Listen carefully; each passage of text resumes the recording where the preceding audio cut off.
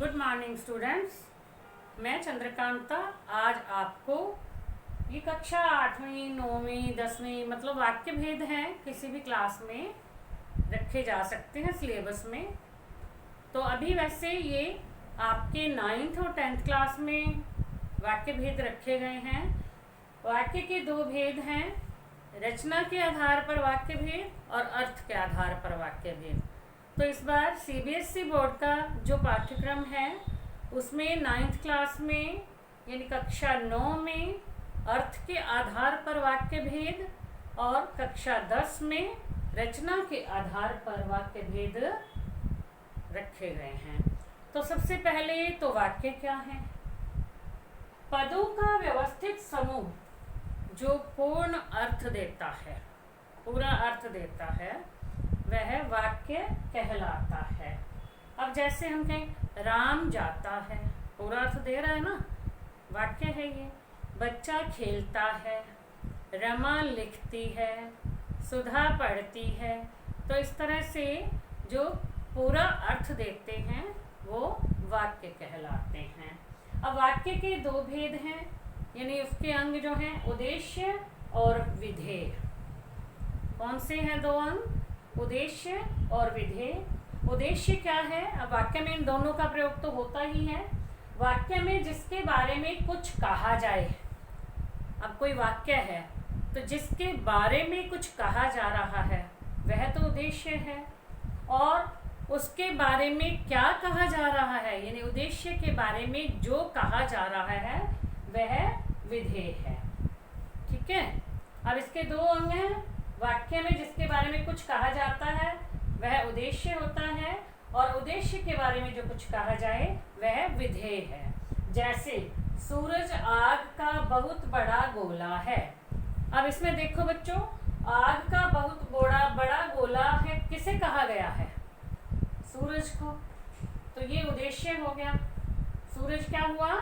उद्देश्य। और उसके बारे में, उद्देश्य के बारे में कहा क्या गया है? आग का बहुत बड़ा गोला है। तो ये सूरज जो है ये उद्देश्य हो गया, और आग का बहुत बड़ा गोला ये विधेय हो गया।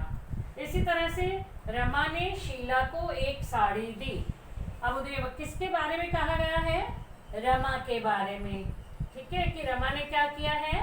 शीला को एक साड़ी दी। तो ये उद्देश्य हो गया।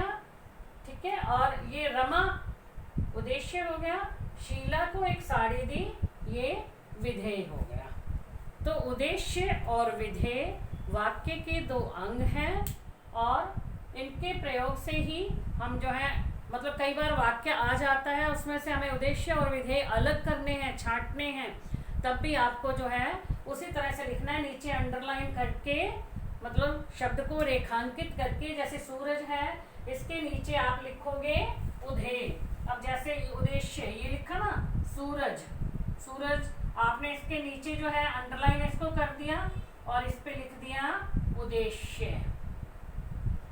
इसी तरह से आग का बहुत बड़ा गोला, ये लिखा हुआ आग का बहुत बड़ा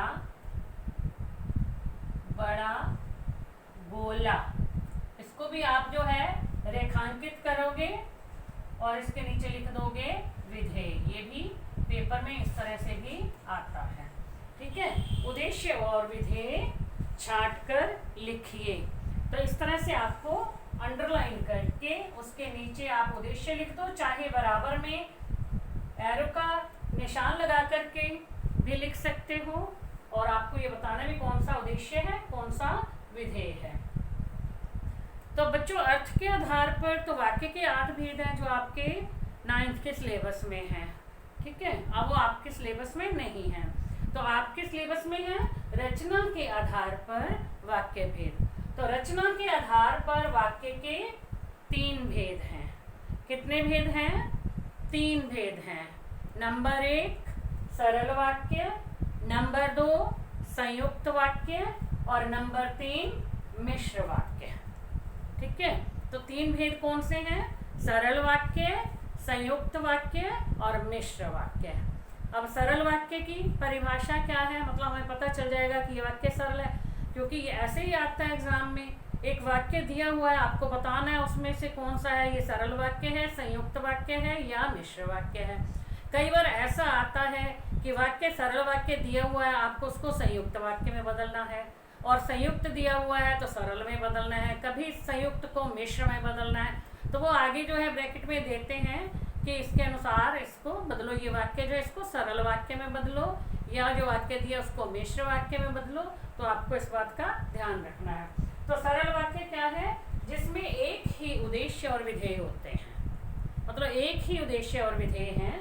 जैसे राम बीमार है, विराम उद्देश्य है और वही बीमार है, ठीक है, अलग से और कुछ नहीं है ना, कि राम बीमार है। तो सरल वाक्य जिसमें एक ही उद्देश्य होता है, बिल्कुल साधारण वाक्य। सरल वाक्य को साधारण वाक्य भी कहा जाता है, ठीक है। अब ये लिखा है मैंने सरल वाक्य, और इसी को साधारण वाक्य भी बोलते हैं। कभी ऐसा लिखा आ जाए और आप सोचो ये तो वाक्य हमें पता नहीं था, तो ऐसा नहीं है। फिर आ जाता है संयुक्त वाक्य। संयुक्त वाक्य जिसमें दो या दो से अधिक वाक्य योजक द्वारा जुड़े होते हैं। योजक बीच में एक शब्द लगाते हैं जिसकी सहायता से उसको जोड़ा जाता है, आपस में मिलाया जाता है, एक शब्द पूरा शब्द बनाया जाता है, ठीक है। जैसे आप चाय पिएंगे या कॉफी। आप चाय पिएंगे, एक ये वाक्य। अब या जो है योजक आ गया, या के द्वारा उसे जोड़ दिया, पूरा कर दिया। अभी आप चाय पिएंगे या कॉफी पिएंगे, ठीक है।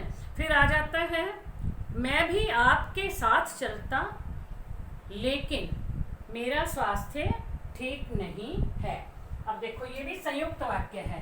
मैं भी आपके साथ चलता, साथ चलता। अब इसमें देखो योजक कौन सा आ गया, या तो लेकिन या किंतु भी बोल सकते हैं हम, लेकिन, किंतु, परंतु। तो ये यहाँ पे लेके इसके साथ जोड़ देना है। मैं भी आपके साथ चलता लेकिन मेरा स्वास्थ्य ठीक नहीं है, या मेरी तबीयत खराब है, कुछ भी लिख सकते हो आप। मतलब वहां पे तो जो आएगा वही है, ये मैं आपको बता रही हूँ यहाँ पे हम ये वाक्य कैसे बना सकते हैं। पेपर में तो जो वाक्य दिया हुआ है आपको वैसा कि वैसा ही बनाना है, ठीक है। मैं भी आपके साथ चलता लेकिन मेरी तबीयत खराब है। अब इसको हम कहते हैं कि सरल वाक्य में बता दो, मेरी तबीयत खराब होने के कारण मैं आपके साथ नहीं चल सकता, ठीक है। अब इसको हमने यदि मिश्र वाक्य में बनाना होता है तो मिश्र वाक्य में, अब मिश्र वाक्य को मिश्रित वाक्य भी बोलते हैं। मिश्र और मिश्रित इस तरह से लिखा जाता है, मिश्रित वाक्य, ठीक है। इसमें एक मुख्य तथा एक गौण उपवाक्य होता है, ठीक है। गौण वाक्य अपने अर्थ के लिए मुख्य वाक्य पर आश्रित होता है। जो एक वाक्य उपवाक्य है वो उपवाक्य मुख्य वाक्य पर आश्रित होता है, वहां मिश्रित होते हैं। अब इसमें जैसे, तैसे, जहां, तहां, कब, जब, तब, मतलब जैसे ही वर्षा हुई वैसे ही बच्चे घर से बाहर निकल आए। अब जो है क्या होगा, इसमें मुख्य वाक्य है जो गौण वाक्य मुख्य वाक्य पर आश्रित होता है। और इसमें भी जैसे दो योजक लग जाते हैं, लेकिन इसमें पहले एक योजक शुरुआत जो है हम करते हैं वो जैसे से या जहां से, तो इससे करा जाता है। अब जैसे जो लड़का कमरे में बैठा है वह मेरा भाई है, जो और वह, ठीक है। जो लड़का कमरे में बैठा है वह मेरा भाई है। तो एक मुख्य वाक्य हो गया और ये उस पर आश्रित हो गया, तो ये होता है मिश्र वाक्य। तो तीन भेद हैं रचना के आधार पर वाक्य के, सरल वाक्य, संयुक्त वाक्य और मिश्र वाक्य। सरल को साधारण वाक्य और मिश्र को मिश्रित वाक्य भी बोलते हैं। तो बच्चों इसमें जो सीधा सा यदि आप बहुत आसानी से करना चाहते हो, कई बार बदलना ही है हमें, तो ध्यान रखना है कि सरल वाक्य जिसमें एक ही उद्देश्य और विधेय हो, जो बिल्कुल सिंपल सेंटेंस जैसे होता है, और मिश्र वाक्य में 2 योजक होते हैं, संयुक्त वाक्य में 1 योजक होता है। और बच्चे यही गलती करते हैं, संयुक्त और मिश्र वाक्य में जो है कंफ्यूज हो जाते हैं और जो है उसको कई बार गलत कर देते हैं। तो आपको ध्यान रखना है, संयुक्त वाक्य में 1 योजक, और वो ज़्यादातर और इसलिए ही आता है, ये मान के चलो आप। वैसे तो हमें वाक्य के आधार पर वाक्य को देखना है कि वो और से सही बन रहा है, इसलिए से सही बन रहा है, या से सही बन रहा है वाक्य, वो तो हमें देखना पड़ेगा। लेकिन यदि सिंपल भाषा में आपको समझाऊं तो और इसलिए ये संयुक्त के लिए होता है, और मिश्र के लिए जहाँ तहाँ, जैसे जैसे वैसे, जैसा कैसा, कब क्यों, इस तरह से जो है उसमें होता है। क्योंकि मिश्र वाक्य में जैसा बोओगे वैसा काटोगे, ठीक है। तो इस तरह से जब वर्षा हुई तब बच्चे स्कूल से बाहर भाग आए या घर से बाहर निकल गए, ठीक है। तो अब आ जाता है ना, फिर अब सिंपल सी भाषा में अब दोबारा से मैं आपको तीनों का समझा देती हूँ। सरल वाक्य जिनमें एक ही क्रिया होती है, जैसे इंद्र प्रकाश को पुस्तकें दे दो, रेलगाड़ी रुकी, नर्तकी ने आकर्षक नृत्य किया। संयुक्त वाक्य में इसमें एक उपवाक्य होता है जो उसके ऊपर जो उससे जुड़ा होता है, जिसको जोड़ने के लिए हम योजक का प्रयोग करते हैं, ठीक है। 2 से 2 अधिक वाक्य होते हैं और योजक द्वारा जुड़े होते हैं। जैसे यात्री बैठ गए और बस चल पड़ी, देखो और इसमें योजक आ गया। अब मैं इसको एक ही वाक्य है आपको तीनों में बता के बताती हूँ। यात्री बैठ गए और बस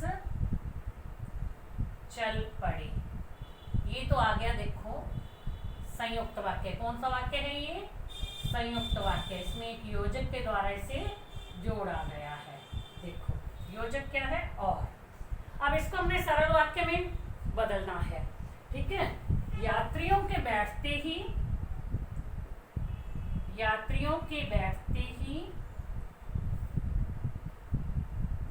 बस चल पड़ी, अब ये हो गया सरल वाक्य। अब हमने इसी को संयुक्त वाक्य में भी करना है। अब आप कहोगे जब यात्री बैठ गए तब बस चल पड़ी, जैसे ही यात्री बैठे तब बस वैसे ही बस चल पड़ी। तो हम लेते हैं जब यात्री बैठ गए तब बस चल पड़ी, ठीक है। ये हो गया मिश्र वाक्य। तो इस तरह से आपको वाक्य बदलने के लिए भी आ सकते हैं, सरल वाक्य, संयुक्त वाक्य, मिश्र वाक्य। अब मैं आपको कुछ वाक्य बताती हूँ, ठीक है, जिसे हम देखो मिश्र वाक्य है तो मिश्र वाक्य को हमने संयुक्त वाक्य में बदलना हो, संयुक्त वाक्य को मिश्र वाक्य में बदलना हो, तो इस तरह से जो वाक्य हैं वह मैं आपको वो बता रही हूँ। अब सरल वाक्य है सरस्वती ने नहाकर पूजा की। अब इसको हमने संयुक्त वाक्य में बदलना है। मैंने आपको बताया था सिंपल सा कि आप और लगाओगे, ठीक है। ज़्यादातर और इसलिए लगता है। अब सरस्वती ने नहाकर पूजा की, सरस्वती नहाई और पूजा की, और लग गया इसमें योजक। बच्चे नाश्ता करके विद्यालय गए, तो बच्चों ने नाश्ता किया और विद्यालय गए, ठीक है। लक्ष्मी के जाते ही रमा आ गई, लक्ष्मी गई और रमा आ गई, ठीक है। चोर को देखकर सिपाही पकड़ने दौड़ा, सिपाही ने चोर को देखा और पकड़ने दौड़ा, ठीक है। अब देखो आप वाक्य इस तरह से और ही आ रहा है ना, इसमें ज़्यादातर में और ही लगा हुआ है। तो इस तरह से ये ध्यान रखना है कि और या इसलिए से ही हम और या इसलिए योजक लगा करके ही सरल से संयुक्त वाक्य बनाते हैं। अब देखो इसमें पंच पेट्रोमैक्स खरीदने के लिए पटना गए, पंचों ने पेट्रोमैक्स खरीदना था इसलिए पटना गए। अब देखो यहाँ पे इसलिए आ गया है, ठीक है। नेता भाषण देकर चला गया, नेता ने भाषण दिया और चला गया। तो बच्चों ये सरल से संयुक्त वाक्य बनाना था। अब सरल वाक्य से मिश्र वाक्य बनाना है, तब वो कैसे बनाओगे? दुकानदार ने ग्राहक के लिए चाय मंगवाई, ठीक है। दुकानदार ने जो चाय मंगवाई वह ग्राहक के लिए थी, ठीक है। क्योंकि वाक्य बना रहे हैं हमें, हिंदी में इतना सा ज्ञान तो हमें होगा वाक्य जो पूरा अर्थ दे। अब इसको देखो, दो योजक आ जाते हैं, यानी पहला जो है उपवाक्य जो है मुख्य वाक्य पर आश्रित होता है, ठीक है। दुकानदार ने जो चाय मंगवाई वह ग्राहक के लिए थी। खिलौने वाले को पानी पिलाओ। अब क्या कहेंगे? उसे पानी पिलाओ जो खिलौने वाला है, या जो खिलौने वाला है उसे पानी पिलाओ। फिर अगला है, शायद आशिमा सारनाथ रहने जाए। फिर इसको हम क्या कहेंगे? हो सकता है कि आशिमा सारनाथ रहने चली जाए। फिर है, प्रथम आने वाला पुरस्कार पाएगा। जो प्रथम आएगा वह पुरस्कार पाएगा। बबली की माताजी का नाम सरला अग्रवाल है। जो बबली की माताजी हैं उनका नाम सरला अग्रवाल है, ठीक है। ये सरल से हम मिश्र वाक्य बता रहे हैं। रूपा नौकरी करना चाहती है। रूपा चाहती है कि वह नौकरी करे। तो अब आ जाता है संयुक्त वाक्य को सरल वाक्य में कैसे बदलना है। संयुक्त वाक्य दिया है, नीतू ने कविता लिखी और पुरस्कार प्राप्त किया। अब इसमें और आ गया योजक, उससे जोड़ गया, और आया तो मतलब ये संयुक्त वाक्य है। अब जो है इसको सरल वाक्य में, नीतू ने कविता लिखकर पुरस्कार प्राप्त किया। फिर है, बिजली नहीं थी इसलिए अंधेरा था। तो आप क्या करोगे इसको सरल वाक्य में? बिजली नहीं होने के कारण अंधेरा था। फिर है, दादाजी आए और टेलीविजन देखने लगे। तो फिर इसको आप कैसे बनाओगे सरल वाक्य में? दादाजी आकर टेलीविजन देखने लगे। इसको मिश्र वाक्य में बनाना हो, जब दादाजी आए तब वह टेलीविजन देखने लगे, ठीक है। फिर है, पानी गिरा और पुस्तक गीली हो गई। इसको सरल वाक्य में, पानी गिरने पर पुस्तक गीली हो गई, और इसी को मिश्र वाक्य में, जब पानी गिरा तब पुस्तक गीली हो गई। या पानी गिरा इसको संयुक्त वाक्य में, पानी गिरा और पुस्तक गीली हो गई। पानी गिरने पर पुस्तक गीली हो गई, जब पानी गिरा तब पुस्तक गीली हो गई। ये तीनों सरल, संयुक्त और मिश्र तीनों वाक्यों में ही बन गया है। तो ठीक है बच्चों, अब मिश्र से संयुक्त वाक्य भी बनाना है। जब गोमती घर पहुंची तब उसकी बेटी रो रही थी। अब इसको जो हम संयुक्त वाक्य में बनाएंगे, गोमती घर पहुंची तो उसकी बेटी रो रही थी। मिश्र वाक्य है, यदि घूमने चलना है तो तैयार हो जाओ। अब संयुक्त वाक्य कैसे बनाएंगे? घूमने चलना है इसलिए तैयार हो जाओ। मिश्र वाक्य है, जैसे ही वर्षा हुई वैसे ही पक्षी चहचहाने लगे।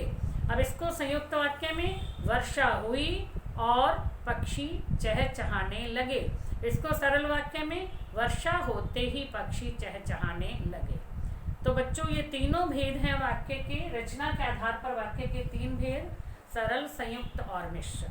ये मैंने आपको समझाए हैं। अब आप अपनी ग्रामर की बुक में से अच्छी तरह से यदि पढ़ोगे, बस आपको वाक्य पढ़ने हैं, उसको रट्टा नहीं लगाना है, कोई ऐसे नहीं रट के याद करने हैं, थोड़ा सा समझने का प्रयास करना है, तो आप बहुत अच्छी तरह से समझ जाओगे। Thank you.